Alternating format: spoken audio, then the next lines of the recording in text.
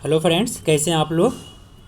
आज हम top 100 errors लेकर आए हैं जो एसएससी सीजीएल एमटीएस और सीएसएचएल के लिए बहुत इंपॉर्टेंट है, जो बार बार रिपीट होता है।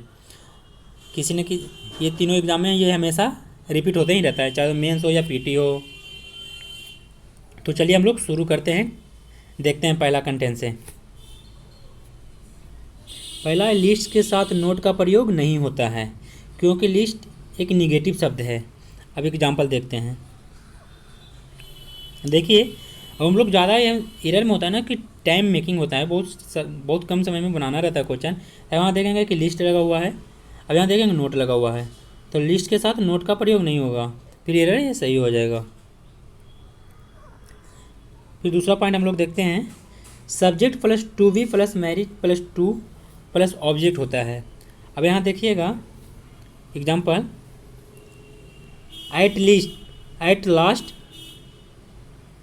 ही was marriage with a poor girl. तब यहाँ पर ही सिंपल मेरा भाषा में समझ जाइएगा कि ये प्रश्न क्या बोल रहा है जी, कि ही को अगर सी से शादी होता है तो टू का प्रयोग होता है। ही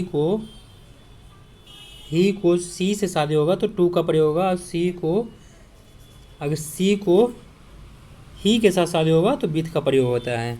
ये सिंपल याद कर लीजिएगा, ये हमेशा रिपीट होता रहता है क्वेश्चन में। अब नेक्स्ट पॉइंट देखिएगा हम लोग, कि जो भी शब्द के लास्ट में ओ आर लगा हुआ रहता है उसमें प्रीपोजिशन हमेशा टू आता है, और गलत सेंटेंस में देन रहता है दिया हुआ, जो इसमें एरर पूछता है उसमें देन देकर पूछता है ये क्वेश्चन हमेशा। अब जैसे देखिएगा कि सुपीरिया है, ओ आर है, इसके बाद में देन दिया हुआ तो जो गलत है, इसके बाद में टू होगा, फिर सही हो जाएगा।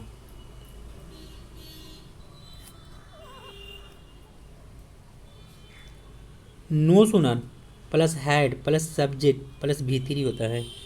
No sooner plus did plus subject plus V1 होता है। और एक बात और है कि हैज हैव हैड के बाद V3 होता है वर्ब, और डू डज डीड के बाद V1 होता है वर्ब। एग्जाम्पल हम लोग देखते हैं।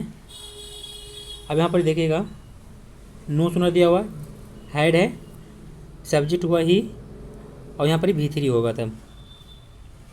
फिर नो सुनर है, डीड है, सब्जेक्ट हुआ ही, और डीड है तो यहाँ पर V1 होगा, यहाँ पर हैड है तो V3 होगा।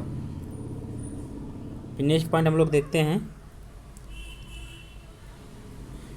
इधर और neither nor but not only but also के से जुड़े not only but also say जुड़ता है, जो वर्ब नज़दीक वाले सब्जेक्ट के अनुसार होता है। अब यहाँ पर देखिएगा, जो नज़दीक वाला रहता है सब्जेक्ट उसके अनुसार वर्ब आता है। आइए देखिएगा, इधर यू या ही हैज कम्युनिकेटेड वाई ओपिलियर है। तब यहाँ पर देखिएगा कि और के नज़दीकी में ही है, तो यहाँ पर ही है जो सिंगुलर सब्जेक्ट है, तो वर्ब भी आएगा सिंगुलर वर्ब। अब यहाँ पर देखिएगा, नाइदर है, नॉट से जुड़ा हुआ है। अब इसका नज़दीकी कौन है, आई है, तो यहाँ पर आर दिया हुआ है, आर यहाँ नहीं होगा, आई के अनुसार एम होगा। नेक्स्ट क्वेश्चन देखिएगा, बिटवीन का प्रयोग दो के लिए होता है, और अमॉन्ग का प्रयोग दो से अधिक के लिए होता है। अब यहाँ पर ही देखना है हम लोग एरर में, कि हम लोग एरर में ज़्यादा पढ़ने का टाइम नहीं रहता है, तो हम लोग देखेंगे कि नंबर क्या दिया हुआ है, 2 है, 5 है, 3 है। अब यहाँ पर हम लोग देखेंगे एरर में, यहाँ पर ही 5 दिया हुआ है और यहाँ बिटवीन दिया हुआ है, यहाँ पर यही गलत हो जाएगा। और यहाँ पर गलत क्यों होगा, गलत क्योंकि 5 है तो बिटवीन का प्रयोग नहीं होगा, अमॉन्ग का प्रयोग होगा। बिटवीन का प्रयोग होता है 2 में, अगर यहाँ 2 रहता दिया हुआ तब यहाँ पर ही बिटवीन का प्रयोग सही था।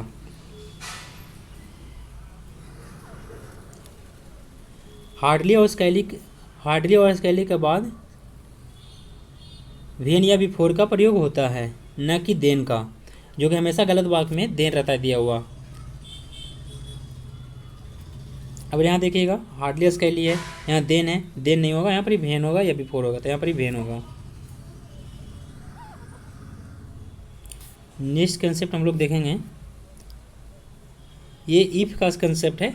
इफ़ एक कंडीशनल सेंटेंस है, जो ये कंडीशनल सेंटेंस है कि टॉपिक ही है जो हम लोग नेक्स्ट चैप्टर में कंडीशनल सेंटेंस का सारा टॉपिक कवर करेंगे। फिर इसमें देख लेते हैं, if plus subject plus had plus V3 पहला कॉलेज में हो तो दूसरा ई हो सकता है पहला कॉलेज में, या had plus subject plus V3 हो सकता है। तो अब दूसरा कॉलेज में क्या होता है कि subject plus would could might should have plus V3 होता है। अब यहाँ देखेंगे हम लोग कि ईफ है, ईफ से जुड़ा हुआ है। अब यहाँ सब्जेक्ट में आई है और वुड हैव है। अब यहाँ पर फिर दूसरा कॉलेज में हम देखेंगे कि सब्जेक्ट है आई, यहाँ पर ही है वुड है प्लस V3, तो सही है दूसरा सब्जेक्ट। तो पहला में क्या होगा कि ईफ के साथ जब भी होता है हैड होगा, तो यहाँ पर ही ये काट कर हैड दे देंगे, फिर सही हो जाएगा। Thank you for watching, I am waiting for next video.